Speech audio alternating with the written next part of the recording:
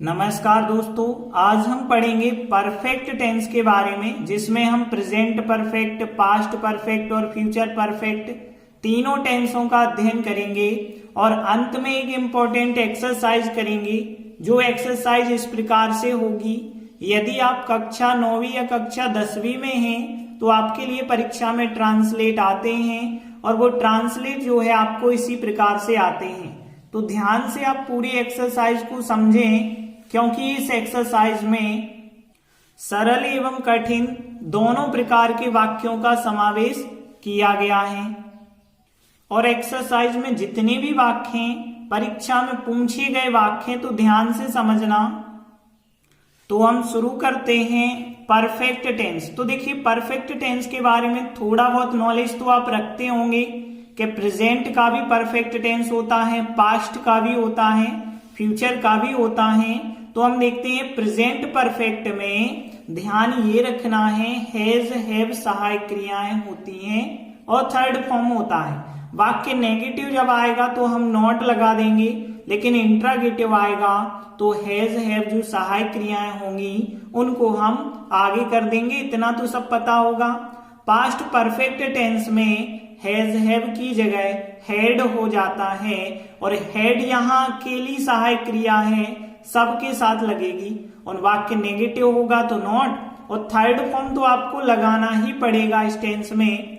और future perfect की बात करें तो सब्जेक्ट के बाद शैल विल के बाद नेगेटिव आएगा तो नॉट, फिर हैव लगा के थर्ड फॉर्म, फिर बाद में ऑब्जेक्ट लिखना होगा।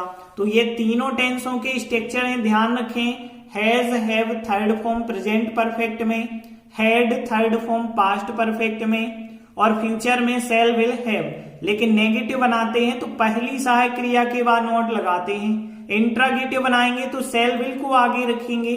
अब यहाँ पे इन तीनों स्ट्रक्चरों को तो हमने देख लिया। अब देख लेते हैं हैज हैव कहाँ लगाते हैं। वैसे हम आपको बता चुके हैं पुरानी वीडियो में कि हैज हैव कहाँ लगता है। तो हैज कहाँ लगता है, ही सी इट नाम एक वचन यदि सब्जेक्ट होगा तो हैज सहायक क्रिया लगाएंगे, और आई वी यू दे बहुवचन होगा तो हमें हैव सहायक क्रिया लगानी है।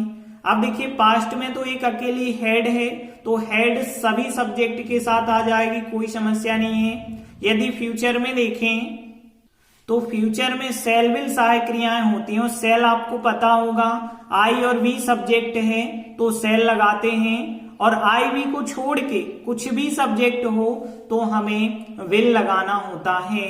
तो ये तो हमने तीनों टेंसों के स्ट्रक्चर देख लिए। अब तीनों टेंसों की पहचान क्या होती है, अब हम पहचान पे आते हैं। तो पहचान ध्यान रखना, परफेक्ट टेंस में क्रिया पूर्ण हो जाती है, क्रिया समाप्त हो जाती है, तभी हम उसे परफेक्ट कहते हैं। अब यहाँ पहचान कई प्रकार से हो सकती है परफेक्ट टेंस की।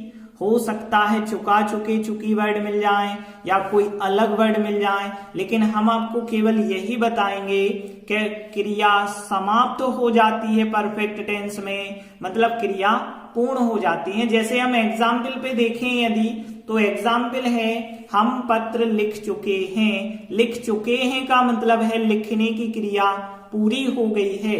इस वाक्य को हम ऐसे भी कह सकते थे, हमने पत्र लिख लिया है तो लिखने की क्रिया यहाँ भी पूरी हो गई है। इस वाक्य को हम ऐसा भी कह सकते हैं, हमने पत्र लिखा है, मतलब यहाँ भी लिखने की क्रिया पूरी हो गई है। तो देखिए, यहाँ पे वाक्य है लिखा है और क्रिया पूरी है, मतलब प्रेजेंट परफेक्ट यहाँ भी है लिखा है, क्रिया पूरी हो गई है। प्रेजेंट परफेक्ट यहाँ भी है लिखा है, क्रिया पूरी है, प्रेजेंट परफेक्ट। तो देखिए, प्रेजेंट परफेक्ट का वाक्य हम देख रहे हैं ना, 3 प्रकार से बताया जा सकता है। तो आपको परीक्षा में कोई भी प्रकार दिया जाए, आप समझ जाना कि क्रिया पूरी हुई है या नहीं हुई है। अब हम इनका ट्रांसलेट भी कर लेते हैं। देखिए, यहाँ पे हमने तो हमने हो गया सब्जेक्ट, और चाहे हम कहा जाए या हमने कहा जाए, लिखा तो जाएगा सब्जेक्ट फॉर्म वी। अब देखिए, यहाँ पे प्रेजेंट है तो प्रेजेंट में हमने क्या बताया था, हैज हैव सहायक क्रिया बताई थी, और वी के हिसाब से कौन सी लगाते हैं, तो वी के हिसाब से हैव सहायक क्रिया लगती है। तो फिर वी हैव अब देखिए हैव के बाद नॉट की तो हमें जरूरत ही नहीं है। थर्ड फॉर्म, तो देखिए यहाँ थर्ड फॉर्म यदि देखें तो क्रिया है लिखना, लिखना को हम राइट कहते हैं। और राइट के 3 फॉर्म आपको पता होंगे, राइट, रोट, रिटन 3 फॉर्म होते हैं। ध्यान रखना, राइट होता है फर्स्ट फॉर्म और WROT रोट होता है सेकेंड फॉर्म और थर्ड फॉर्म होता है रिटन। तो वी हैव रिटन। अब देखिए यहाँ पे पत्र बचता है ऑब्जेक्ट, सब्जेक्ट लिख गया, सहायक क्रिया, क्रिया लिख गई, ऑब्जेक्ट क्या बचा है, पत्र।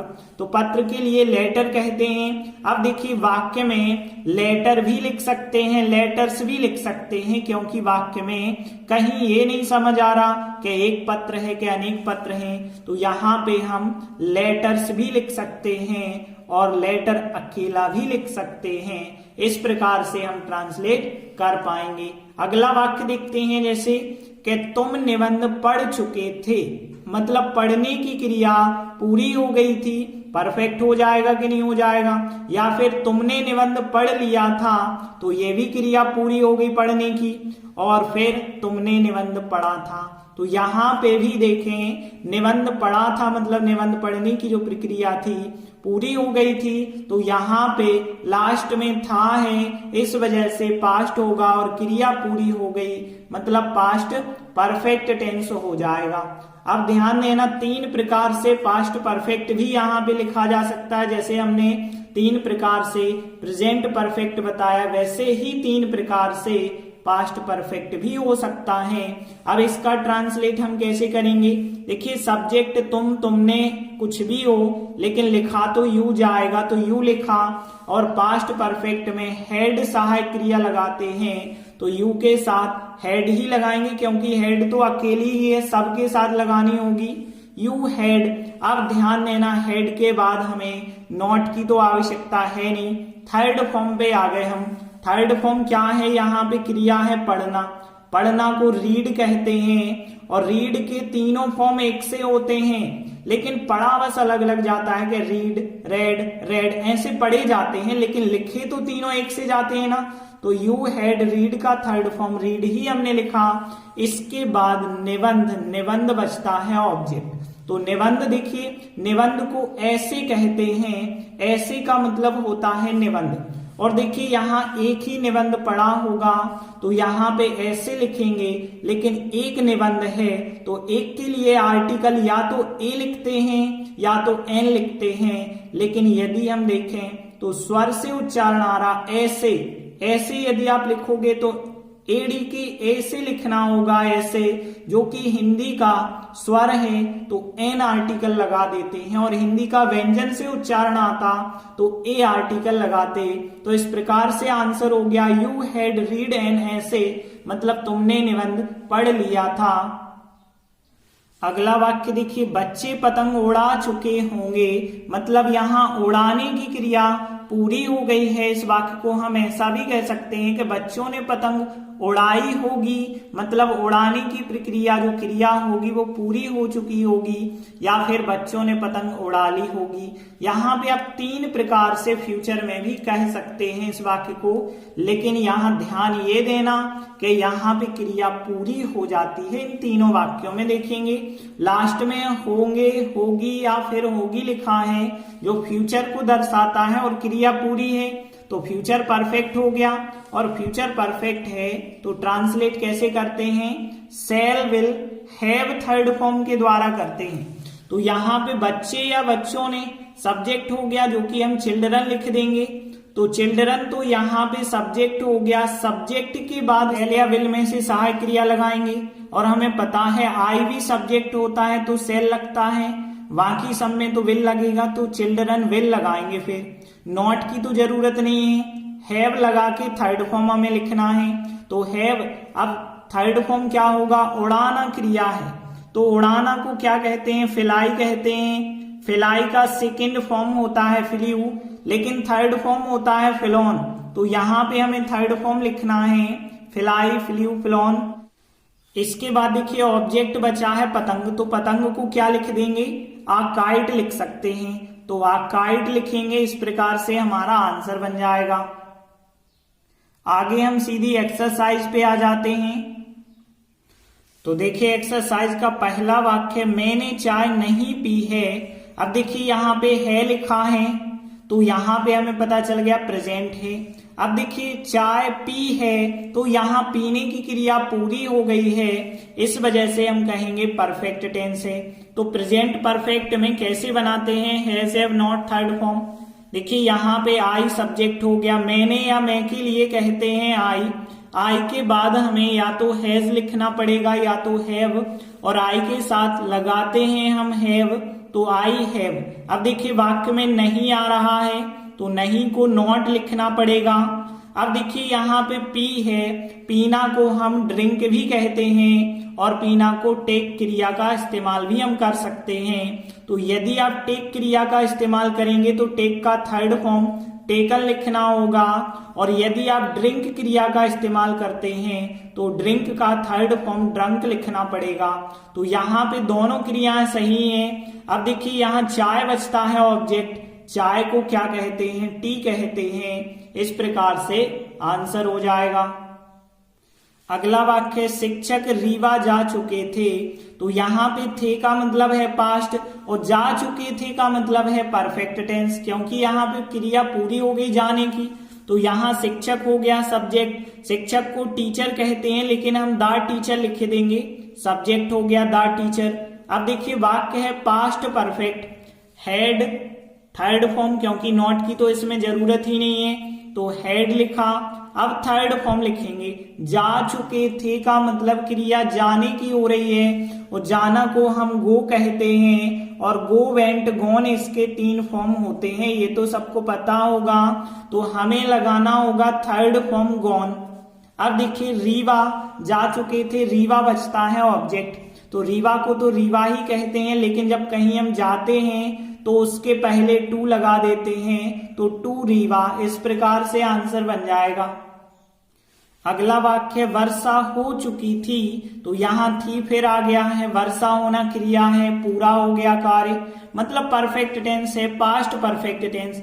अब देखिए बारिश वाले वाक्यों में आप पढ़ चुके हैं कि सब्जेक्ट कुछ नहीं होता, मौसम संबंधी वाक्यों में तो इट लगा देते हैं सब्जेक्ट। अब पास्ट है तो पास्ट में तो हेड सहायक क्रिया होती है, तो हेड लगाएंगे, तो इट हैड, नॉट की आवश्यकता नहीं है, फिर थर्ड फॉर्म। अब देखिए बारिश होना क्रिया है, बारिश होना को हम रेन कहते हैं, और रेन का सेकंड फॉर्म और थर्ड फॉर्म ईडी जोड़ने से बनता है, तो इट हैड रेन्ड, और ऑब्जेक्ट कुछ है ही नहीं, तो इतना ही आंसर हो गया। अगला वाक्य, वह अपना गृह कार्य कर चुका है।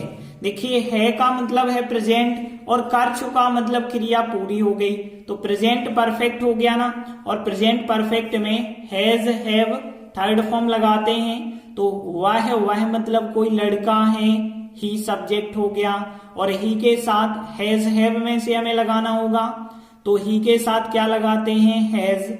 हैज के बाद नॉट की तो आवश्यकता है नहीं। अब थर्ड फॉर्म, तो थर्ड फॉर्म देखिए कर चुका, करना, करना क्रिया को क्या कहते हैं, डू कहते हैं, तो आपको पता होगा डू करना होता है, डू का सेकंड फॉर्म डिड होता है, थर्ड फॉर्म डन होता है।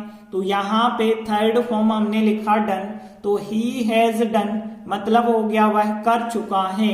अपना गृह कार्य बचता है ऑब्जेक्ट, और अपना के लिए क्या कहते हैं, सब्जेक्ट का थर्ड फॉर्म, ही है सब्जेक्ट तो ही का हिज लिखेंगे फिर, तो यहाँ पे हिज, और फिर गृह कार्य को क्या कहते हैं, होमवर्क कहते हैं, तो इस प्रकार से आंसर बन जाएगा। अगला वाक्य देखिए, क्या आप आम खा चुकी हैं। देखिए इंट्रागेटिव वाक्य, लास्ट में क्वेश्चन मार्क है और क्या लगा हुआ है शुरुआत में, इसका मतलब है हम अपनी सहायक क्रिया को भी शुरुआत में रखेंगे। अब देखिए वाक्य है प्रेजेंट परफेक्ट, और प्रेजेंट परफेक्ट में हैज हैव सहायक क्रियाएं होती हैं, तो हैज हैव में से जो भी सहायक क्रिया लग रही होगी उसे हम सबसे आगे रखेंगे। अब देखिए आप सब्जेक्ट है, और आपके लिए क्या कहते हैं, यू, और यू के हिसाब से प्रेजेंट परफेक्ट में हैव सहायक क्रिया लगती है, तो हैव को हमें सबसे पहले रखना होगा, क्योंकि वाक्य इंट्रागेटिव है क्या के द्वारा, इस वजह से, तो हैव यू। अब नॉट की तो जरूरत है ही नहीं। अब थर्ड फॉर्म पे आ जाते हैं, खा चुकी, खाना के लिए हम क्या कहते हैं, ईट कहते हैं। और ईट के फॉर्म ध्यान रख लेना, eat first form, ate second form, third form होता है ईटन। तो यहां हमें थर्ड फॉर्म लिखना पड़ेगा ईटन। अब देखिए ऑब्जेक्ट बचता है आम, आम के लिए हम मैंगो कहते हैं। तो यहां मैंगोज लिख दो या आ मैंगो लिख दो, दोनों सही है, क्योंकि वाक्य में एक आम या बहुत से आम, इसके बारे में कुछ हमें पता नहीं है। इस प्रकार से आंसर बन जाएगा। अगला वाक्य, वह यह स्कूल छोड़ चुकी है का मतलब प्रेजेंट, और छोड़ चुकी है, छोड़ने की क्रिया पूरी हो गई, प्रेजेंट परफेक्ट है।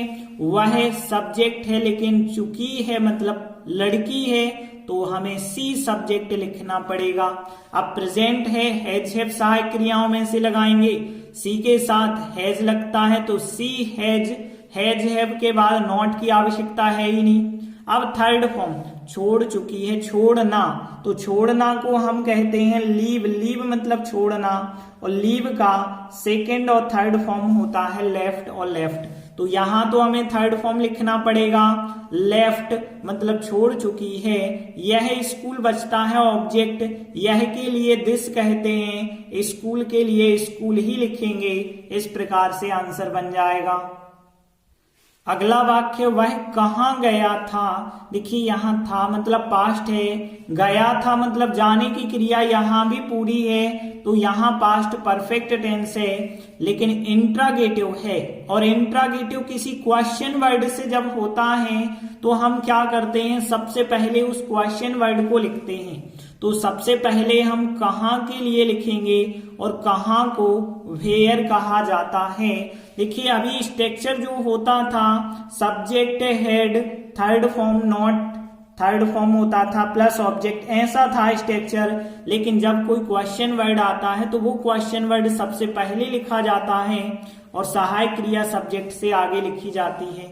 तो हेड आगे लिखेंगे, फिर सब्जेक्ट देखेंगे, वह के लिए ही कहेंगे, नॉट की आवश्यकता नहीं है, फिर थर्ड फॉर्म। अब गया था, गया मतलब जाना, जाना को गो कहते हैं, लेकिन गो का हमें थर्ड फॉर्म लिखना है गॉन।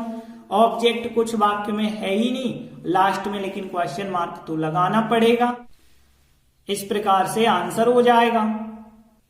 इसके बाद अगला वाक्य ध्यान से समझना, मेरे घर पहुंचने से पहले पिताजी ऑफिस से लौट चुके थे। इस वाक्य का ट्रांसलेशन हम कैसे करेंगे, तो ध्यान से समझना, जब भी वाक्य में से पहले, के पहले आता है तो उसके लिए हम कहते हैं बिफोर। और जब बिफोर से वाक्य बनता है तो ध्यान देना, बिफोर यदि कंजक्शन के रूप में होता है तो एक वाक्य आपको बिफोर के पहले लिखना है, एक वाक्य बिफोर के बाद में लिखना है। और बिफोर के बाद लिखा जाता है सिंपल टेंस, लेकिन बिफोर के पहले लिखा जाता है परफेक्ट टेंस। बस यही बात यदि आप समझ गए तो बहुत आसानी से वाक्य आप बना सकते हैं। ध्यान रखना इस बात का कि बिफोर का प्रयोग हम यदि बीच में कर रहे हैं तो बिफोर के पहले परफेक्ट टेंस और बिफोर के बाद में सिंपल टेंस लिखना होगा। और यदि वाक्य यहाँ का पास्ट का हुआ तो यहाँ का वाक्य भी पास्ट में ही होता है, लेकिन यदि यहाँ का वाक्य फ्यूचर में हुआ तो यहाँ का वाक्य प्रेजेंट सिंपल होता है। ध्यान रखना ये बात। तो यहाँ पे हम वाक्य देख लेते हैं। तो यहाँ पे देखें, मेरे घर पहुंचने से पहले पिताजी ऑफिस से लौट चुके थे। तो यहाँ पे एक हो गया हमारा ये वाक्य, और फिर ये हो गया बिफोर, और इतना हमें एक वाक्य बनाना पड़ेगा। तो ध्यान देना, यहाँ पे इतने वाक्य को हम बनाएंगे परफेक्ट टेंस में, क्योंकि ये क्रिया पूरी हो चुकी है, लौट चुके थे। तो यहाँ पे ये वाली क्रिया हम परफेक्ट टेंस में बनाएंगे, फिर बिफोर लिख के ये वाली क्रिया सिंपल टेंस में बनाएंगे। तो देखिए कैसे बनेगा, पिताजी ऑफिस से लौट चुके थे, तो यहाँ पे फादर हो गया सब्जेक्ट, और यहाँ लौट चुके थे मतलब पास्ट परफेक्ट टेंस है, तो फिर हेड सहायक क्रिया लगा के हमें थर्ड फॉर्म लिखना होगा, हेड। अब क्रिया हो रही लौटना, लौटना को क्या कहते हैं, रिटर्न कहते हैं। रिटर्न में ईडी जोड़ देंगे, रिटर्न हो जाएगा। अब देखिए कहां से, ऑफिस से, तो यहाँ पे फ्रॉम, फ्रॉम मतलब होता है से, फ्रॉम द ऑफिस मतलब ऑफिस से, द ना भी लिखें तो भी चल जाएगा, फ्रॉम ऑफिस मतलब ऑफिस से। इसके बाद देखिए इतना पूरा वाक्य बन गया ना, फिर हमें बिफोर जोड़ना पड़ेगा, बिफोर मतलब के पहले या से पहले। अब देखिए वाक्य बनाना है हमें सिंपल। इस वाक्य को सिंपल कैसे बनाएंगे, मेरे घर पहुंचने से पहले, तो बिफोर। अब मेरे का मतलब है आई, तो यहाँ आई सब्जेक्ट हो गया, और घर पहुंचना, यहाँ पे पहुंचने की बात हो रही है, पहुंचना को हम रीच कहते हैं, लेकिन हमें यहाँ पास्ट सिंपल में बनाना होगा रीच्ड, और फिर ऑब्जेक्ट बचा होगा घर, घर के लिए क्या लिख देते हैं, होम लिख देंगे। तो इस प्रकार से आंसर हो गया। तो ध्यान देना, इतना वाक्य परफेक्ट टेंस में बनाना, वो भी पास्ट के परफेक्ट में। बिफोर से जब हम वाक्य जोड़ेंगे तो वो वाक्य बनेगा सिंपल का, मतलब पास्ट सिंपल का वाक्य बन जाएगा। एक और ऐसा वाक्य देख लेते हैं और अच्छे से क्लियर हो जाएगा। मेरे स्टेशन पहुंचने से पहले ट्रेन जा चुकी थी, तो यहाँ पे मेरे स्टेशन पहुंचने के पहले ट्रेन जा चुकी थी, ये हो गया के पहले या से पहले, और एक वाक्य ये हो गया और एक वाक्य ये हो गया। ट्रेन जा चुकी थी मतलब ये क्रिया पूरी हो गई है, इसको हम परफेक्ट टेंस में बनाएंगे, और बाकी ये सिंपल में ये बिफोर हो गया। तो यहाँ पे सबसे पहले हमने क्या लिखा, द ट्रेन हो जाएगा यहाँ सब्जेक्ट, द ट्रेन। अब देखिए पास्ट परफेक्ट टेंस में हेड सहायक क्रिया, अब जा चुकी थी, अब देखिए यहाँ जा चुकी थी या निकल चुकी थी, तो यहाँ जाना यदि आप लिख रहे हैं तो गो का थर्ड फॉर्म गॉन लिख दो, या फिर निकल चुकी थी तो लेफ्ट भी आप लिख सकते हैं, दोनों वर्ड सही है यहाँ पे। लीव मतलब छोड़ना या फिर निकल जाना, तो यहाँ पे लेफ्ट भी हम लिख सकते हैं, गॉन भी लिख सकते हैं। तो इतना वाक्य तो हो गया, द ट्रेन हैड गॉन या लेफ्ट।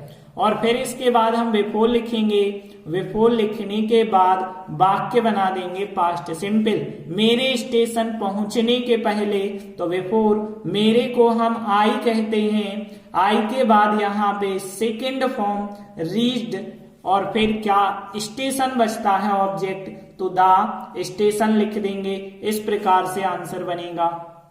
एक और वाक्य देखते हैं इसी प्रकार का, सूर्योदय होने से पहले वह स्नान कर चुकेगा। अब चुकेगा का मतलब है कि फ्यूचर परफेक्ट है।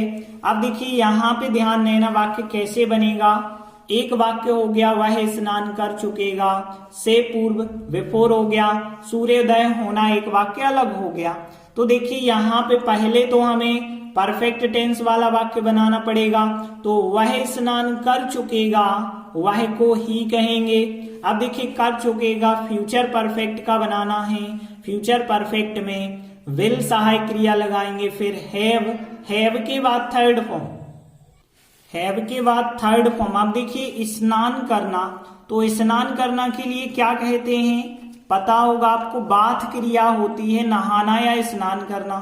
ध्यान रखना, BATHE बाथ जो क्रिया होती है, नहाना या स्नान करना, इस क्रिया को टेक बाथ भी हम कह देते हैं। तो यहाँ पे या तो आप टेक बाथ लिखें या फिर ये क्रिया लिखें, बस अंतर इतना है कि ई इसमें होता है, ई इसमें नहीं होता है। तो यदि हम टेक बाथ लिखेंगे तो हमें थर्ड फॉर्म लिखना पड़ेगा, और थर्ड फॉर्म क्या होता है, टेक का टेकन बाथ हो जाएगा, तो यहाँ टेकन बाथ लिखेंगे, या फिर बाथड अकेला भी आप लिख सकते हैं। तो दोनों वर्ड यहाँ पे सही हैं। तो फिर he will have taken bath मतलब वह स्नान कर चुका होगा। अब देखिए बिफोर लिखेंगे, बिफोर के बाद हमने आपको कहा था सिंपल का वाक्य बनता है, लेकिन यहाँ ध्यान ये रखना कि बिफोर के बाद जो है यदि वाक्य यहाँ फ्यूचर का परफेक्ट बनाया है तो यहाँ प्रेजेंट का सिंपल बनेगा। तो सूर्योदय होना, सूर्य सब्जेक्ट होगा, द सन सब्जेक्ट लिखा हमने, और उदय होना मतलब होता है राइज, लेकिन प्रेजेंट सिंपल बनाएंगे तो राइजेस हमें लिखना पड़ेगा। यही गलती बस नहीं आप करना, ध्यान रखना बिफोर के बाद यदि यहाँ पे पास्ट बनाया है तो पास्ट सिंपल, लेकिन बिफोर का यदि फ्यूचर परफेक्ट बनाया है तो फ्यूचर सिंपल नहीं होगा, प्रेजेंट सिंपल होगा। अगला वाक्य सूर्य अस्त हो चुका है का मतलब प्रेजेंट और अस्त हो चुका है मतलब पूरी हो गई क्रिया। तो प्रेजेंट परफेक्ट द सन हो जाएगा यहाँ पे सब्जेक्ट। अब देखिए प्रेजेंट परफेक्ट है तो हैज हैव में से हम क्या लगाएंगे हैज, क्योंकि सूर्य तो एक वचन होता है। अब देखिए अस्त होना एसीटी सेट होता है, सेट मतलब अस्त होना, और सेट के तीनों फॉर्म एक से होते हैं तो the sun has set answer हो जाएगा, क्योंकि ऑब्जेक्ट और कुछ है ही नहीं। अगला वाक्य मोहन गाना गा चुका है, तो यहाँ पे चुका है मतलब प्रेजेंट परफेक्ट फिर हो गया, मोहन यहाँ पे सब्जेक्ट हो गया। अब मोहन एक नाम है एक व्यक्ति का, तो सहायक क्रिया हैज के बाद नॉट की तो आवश्यकता नहीं है। अब यहाँ गा चुका है मतलब यहाँ गाने की बात हो रही है, और गाना को सिंग कहते हैं। सिंग का सेकंड फॉर्म SANG होता है, थर्ड फॉर्म SUNG होता है। हमें थर्ड फॉर्म लगाना है SUNG संग, और फिर गाना मतलब गीत, तो गीत के लिए हम आज सॉन्ग लिख सकते हैं। इस प्रकार से हमारा आंसर बन जाएगा। अगला वाक्य देखते हैं, रोगी ने दवाई क्यों नहीं ली है। देखिए यहाँ क्यों क्वेश्चन वर्ड हमें सबसे पहले मिल गया, और फिर यहाँ पे है मतलब प्रेजेंट मिला है, तो क्यों नहीं दवाई ली है, तो क्यों सबसे पहले हमें लिखना पड़ेगा। तो क्यों के लिए क्या कहते हैं हम, व्हाय का मतलब होता है क्यों। अब देखिए यहाँ व्हाय तो सबसे पहले हमने लिख दिया, वाक्य है प्रेजेंट परफेक्ट, हैज हैव सहायक क्रिया जो होंगी उसे हम सब्जेक्ट के पहले लिखेंगे, क्योंकि वाक्य इंट्रागेटिव है, तो इंट्रागेटिव है। अब रोगी ने, अब रोगी मतलब मरीज, मरीज के लिए हम पेशेंट कहते हैं, तो यहाँ पे द पेशेंट सब्जेक्ट होगा, लेकिन ध्यान रखना पेशेंट एक वचन होगा, इस वजह से सहायक क्रिया जो होगी वो हैज आगे रखनी पड़ेगी। तो यहाँ पे क्यों के लिए व्हाय लिखा, द पेशेंट सब्जेक्ट हो गया, और पेशेंट एक वचन है, हैज सहायक क्रिया हो गई, लेकिन अब नॉट जो है यहाँ पे लगेगा, क्योंकि देखिए स्ट्रक्चर आपको पता है कि सब्जेक्ट हैज हैव फिर नॉट होता है, फिर थर्ड फॉर्म होता है, यही तो है, फिर लास्ट में ऑब्जेक्ट होता है। लेकिन अब हैज हैव तो आगे आ गई सब्जेक्ट के, तो द पेशेंट के आगे हैज आ गई, लेकिन नॉट तो आपको सब्जेक्ट के बाद ही लिखना पड़ेगा, फिर थर्ड फॉर्म। अब देखिए ली है का मतलब लेना, लेना को टेक कहते हैं, टेक टुक टेकन तीन फॉर्म होते हैं, तो टेकन लिख देंगे। फिर इसके बाद दवाई, दवाई को क्या कहते हैं, मेडिसिन कहते हैं, तो मेडिसिन फिर आप लिख देंगे। इस प्रकार से हमारा आंसर बन जाएगा, और लास्ट में क्वेश्चन मार्क लगाएंगे। अगला वाक्य, क्या गोपाल ने पतंग नहीं उड़ाई होगी, तो यहाँ पे देखिए होगी लिखा है मतलब फ्यूचर परफेक्ट, लेकिन वाक्य है इंट्रागेटिव, और क्या से इंट्रागेटिव है मतलब सहायक क्रिया आगे लिखेंगे हम। अब सहायक क्रिया हमें पता है सेल विल होती हैं, तो सेल विल में से गोपाल यदि सब्जेक्ट होगा तो गोपाल के हिसाब से सहायक क्रिया तो विल लगेगी ना, और वो विल आपको सबसे पहले लिखनी पड़ेगी, तो फिर विल गोपाल। अब देखिए वाक्य में नॉट है, नहीं आया है, तो नॉट तो आपको लिखना पड़ेगा। अब यहाँ हैव और ध्यान रखना कि हैव भी होता है, क्योंकि हैव में जरूर आप गलती कर देते, हैव को छोड़ ही देते तो गलत हो जाएगा। तो यहाँ पे नॉट पहले होता है, फिर बाद में हैव के बाद थर्ड फॉर्म। अब देखिए उड़ाना को हमने बताया था फ्लाई कहते हैं, फ्लाई का सेकंड फॉर्म फ्लीव होता है, थर्ड फॉर्म फ्लॉन होता है, और फिर बाद में ऑब्जेक्ट बचा पतंग, पतंग को हम काइट लिख देंगे। इस प्रकार से आंसर बन जाएगा, और लास्ट में क्वेश्चन मार्क। अगला वाक्य, क्या मछुआरों ने मछली पकड़ ली थी। अब देखिए थी लिखा है मतलब पास्ट, और पकड़ ली मतलब क्रिया पूरी हो चुकी पकड़ने की, पास्ट परफेक्ट टेंस। लेकिन अब क्या लिखा है शुरुआत में इंट्रागेटिव है, तो सहायक क्रिया हम आगे लिखेंगे। अब देखिए मछुआरों को क्या कहते हैं, मछुआरों को कहते हैं फिशरमैन कहते हैं, तो ध्यान रखना फिश मतलब मछली होती है, और फिशरमैन यदि MAN लिखते हैं तो एक मछुआरा होता है, लेकिन MEN लिखते हैं तो मछुआरे बहुवचन हो जाएंगे। फिशरमैन सब्जेक्ट होगा, सहायक क्रिया हम हेड लगाएंगे तो, लेकिन वो आगे लगाएंगे क्योंकि वाक्य था क्या से इंट्रागेटिव, तो हेड फिशरमैन। अब देखिए वाक्य में नॉट की तो जरूरत ही नहीं है, इसके बाद आता था थर्ड फॉर्म पकड़ना। पकड़ना को कैच कहते हैं, सबको पता होगा। लेकिन कैच का जो यहाँ पे सेकेंड फॉर्म होता है वो होता है कॉट, और थर्ड फॉर्म भी कॉट होता है। तो यहाँ पे कैच का थर्ड फॉर्म CAUGST लिखा हमने, कॉट। अब फिर इसके बाद ऑब्जेक्ट बचता है मछली, और मछली को हम फिश कहते हैं, फिश, लेकिन हम यहाँ पे लिख सकते हैं और अंत में क्वेश्चन मार्क लगाएंगे। इस प्रकार से आंसर बन जाएगा। अगला वाक्य, कोमल घर जा चुकी है का मतलब प्रेजेंट है, और जा चुकी है, जाने की क्रिया पूरी हो गई, प्रेजेंट परफेक्ट। तो यहाँ कोमल सब्जेक्ट हो गया। अब देखिए यहाँ प्रेजेंट परफेक्ट है, सहायक क्रिया हैज हैव में से कोमल एक नाम है, तो हैज सहायक क्रिया लगाई, नॉट की जरूरत नहीं है। थर्ड फॉर्म जाना, जाना को हम गो कहते हैं, गो का थर्ड फॉर्म गॉन। अब देखिए घर, घर के लिए क्या कहते हैं, हाउस या होम, लेकिन यहाँ पे टू तो हमें लगाना पड़ता है जब कहीं भी जाते हैं। टू, होम या हाउस आप कुछ भी लिख सकते हैं। इस प्रकार से हमारा आंसर हो जाएगा। तो इसी के साथ एक्सरसाइज हमारी यहीं समाप्त होती है। हम आशा करते हैं कि प्रेजेंट परफेक्ट, पास्ट परफेक्ट और फ्यूचर परफेक्ट टेंस आपको अच्छे से समझ आ गए होंगे। धन्यवाद।